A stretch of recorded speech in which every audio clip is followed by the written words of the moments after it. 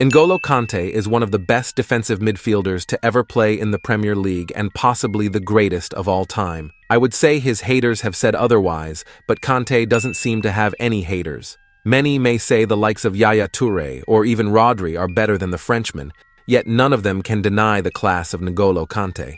But how did he become one of the best, you might ask? Well, N'Golo Kanté was born and raised in Paris to his Malian parents. He grew up playing football on the streets and shown brilliance at a young age.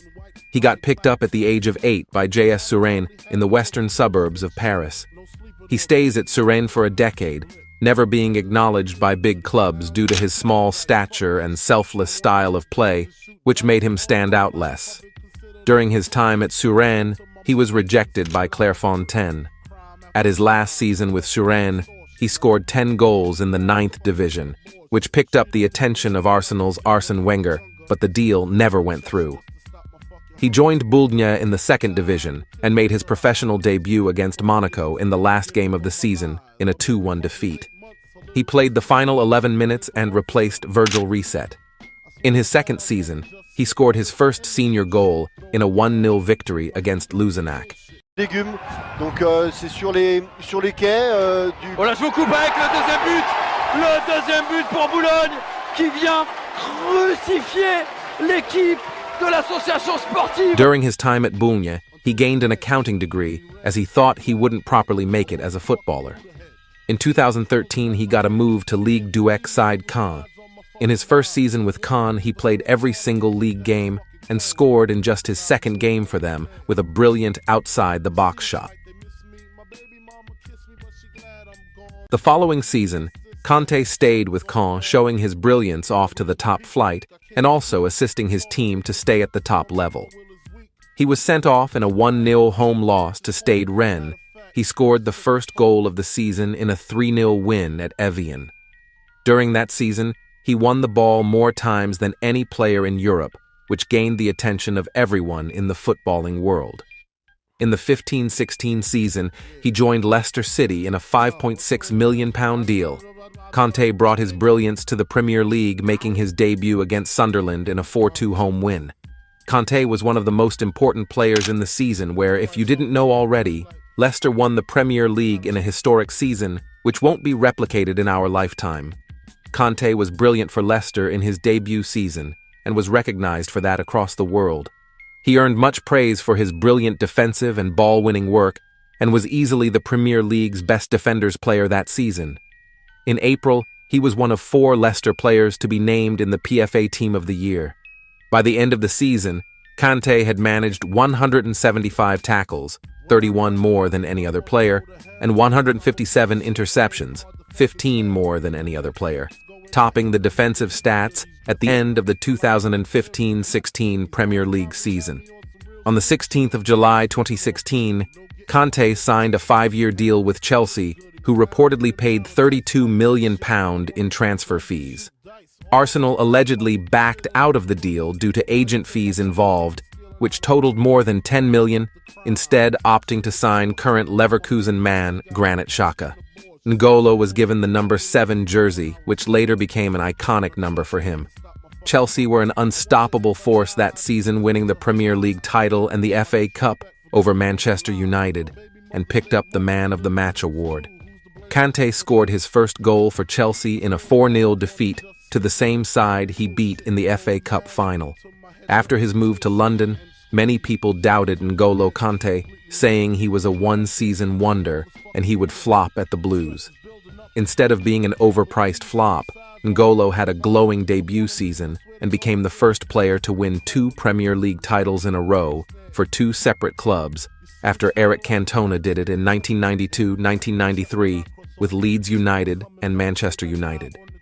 When Kanté played his former side Leicester City, he beat them 3-0 and picked up a Man of the Match performance.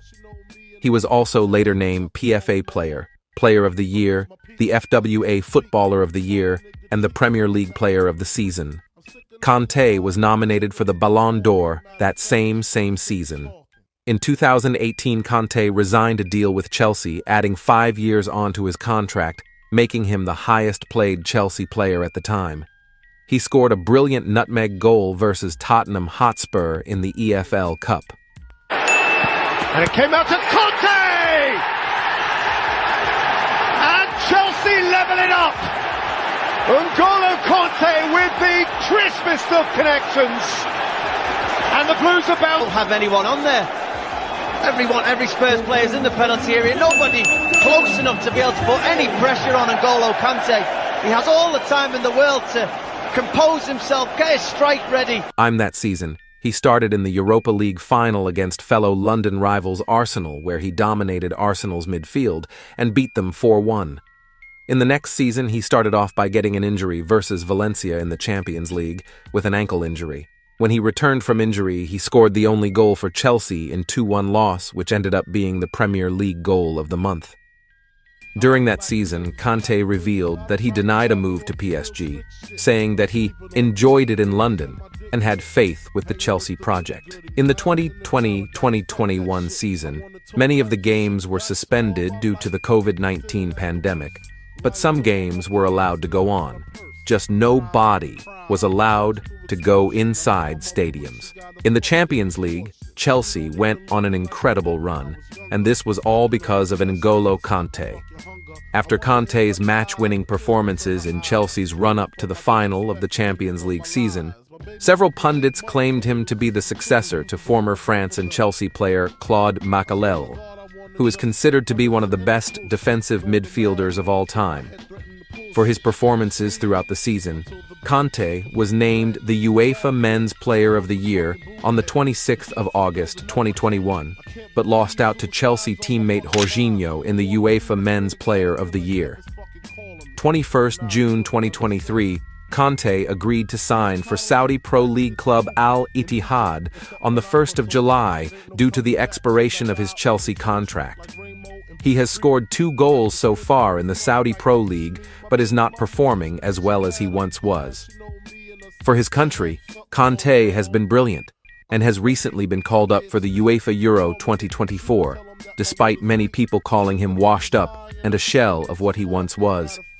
Although there has only been 3 games at the time of recording, N'Golo Kanté has proved why he still deserves to be picked for France, despite his performance at club level not being the best. N'Golo Kanté is easily one of, if not the greatest defensive midfielder of all time, and has shown that time and time again.